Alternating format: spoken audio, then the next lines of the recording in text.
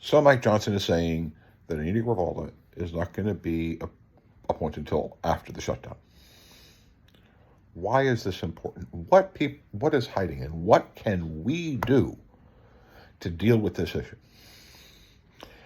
You see, the answer is this. What Epstein ran was an organized criminal enterprise that surrounded sex trafficking of minors. Inside of the sex trafficking of minors, or sex trafficking period, there are things that you need when you're doing it like at a large scale. And there's still kind of even the things that are done at a small scale. So, legally speaking, the terminologies that law enforcement use, or that is wildly out there, you need pimps. Now, a pimp is simply the person who sells the girl or girls. 2 is enablers. Enablers are people that essentially provide services that further the sex trafficking. These could be things like party planners, people who put on orgies, or events that feature the girls. 2, hotels, or people who own property, where they turn these properties essentially into brothels, places where the sex takes place. Because Epstein can't do it all in just his house, he needs other places and people who can provide him with real estate, hotels and rooms and meeting areas where the girls can be displayed and marketed to buyers of those girls, or people who want those girls to provide services to them. 3rd group are suppliers. Suppliers are basically people who provide girls, or supply the girls, supply what is being sold. So you need these 3 things. Again, you need pimps, you need enablers, and you need suppliers. Now, we don't yet know. Trump does not appear to in any way be a pimp. He's not selling the girls. But we know that Trump had hotels, and at his hotels, these parties took place. We know from the statements of Uncle Luke of Two Live Crew, who went. We know from statements like Andy Lucchese, who talked about events where underage girls and sex with underage girls were taking place. We know from statements we know from video that we see of Donald Trump partying with Epstein and all these teenage girls around and them pointing at the girls. The question in those parties is, was that a party in which transactions were taking place? Where people would go over and say, hey, yeah, I like that brunette, I like that blonde, she's tall, she's got a good body, that one doesn't, how much? Bingo, that would be enabling. What potentially is in the files is the proof of how deep the friendship went. And did the friendship between Donald Trump and Epstein include Trump utilizing his properties to enable the trafficking? If he did, that's not just a federal crime, that is a state crime. For example, the Minnesota Epstein, a man by, so the Minnesota Epstein, Tony Lazzaro, he used a hotel. That hotel has been sued because it was the enabler.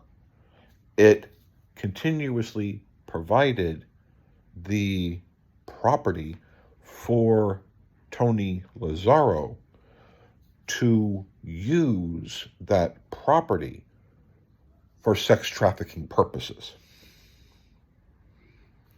Next, suppliers. Suppliers, what did Trump have?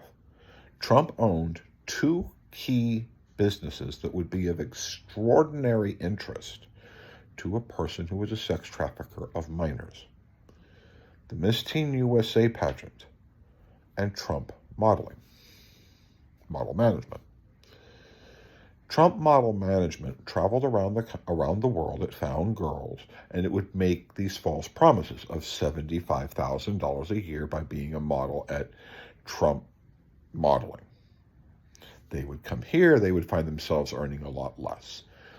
The question would be, when that was happening, you place a girl in a distressed position where potentially she might be willing to say yes in order to survive, to be trafficked to Epstein.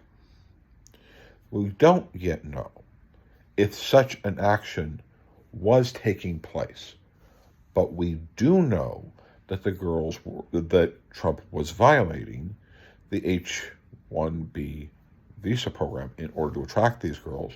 We know from court documents that such actions were being taken, where girls were being falsely led into the modeling agency, the Trump Model Management,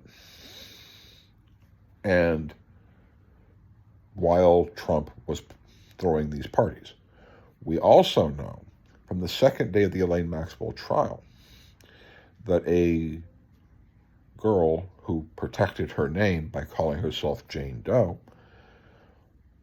told that she was connected to the Miss Teen USA pageant, and that she got tied up between Trump and Epstein at Mar-a-Lago and became basically one of the girls for 10 years. But the interesting thing is that was the Miss Teen USA pageant. See, this is what will be in the Epstein files. Did Trump act as a potential supplier and facilitator or enabler? Was he, and this is what potentially is in the files, is then like the names of the girls. When you know the names of the girls, then it's really simple. We know the name of this girl. Was she connected to the Miss Teen USA pageant? And in what state? Because whatever state that took place, where Miss Teen USA pageant girl from Oklahoma, let's say, that is a crime in the state of Oklahoma.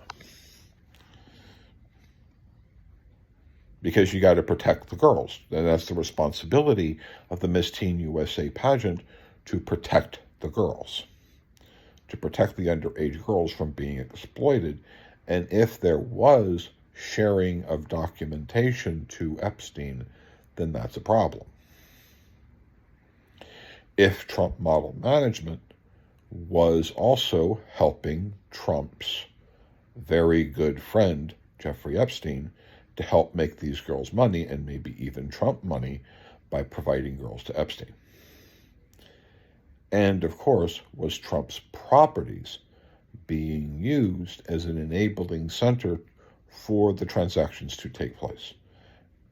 Basically, was Trump's properties, as far as Epstein was concerned, brothels, not hotels? That is what is inside of the Epstein files, potentially. That's what's being covered up, is just how engagingly close was the friendship, and whether or not those friendships may have violated state law.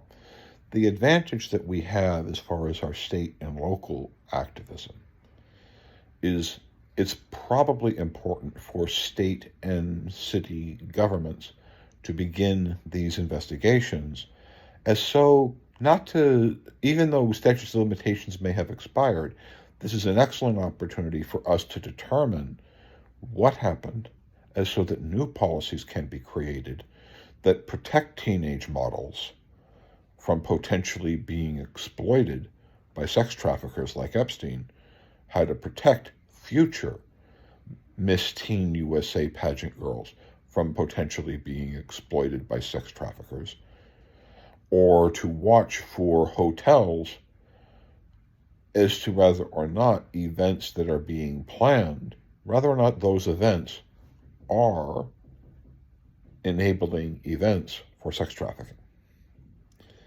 It's an excellent opportunity for us to find those solutions.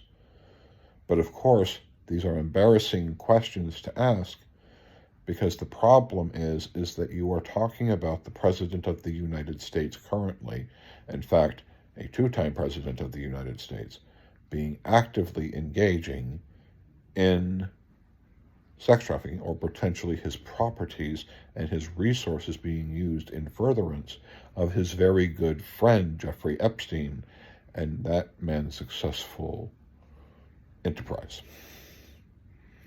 Like, share, subscribe. Let's talk about this, because you should be going to your city government. You should be going to your county government, to your state government, and telling them to look into these very big issues. We need to know how enabling of sex trafficking that may have occurred within your state and how to prevent it. And who cares if it's Donald Trump? We are men, we look out for children.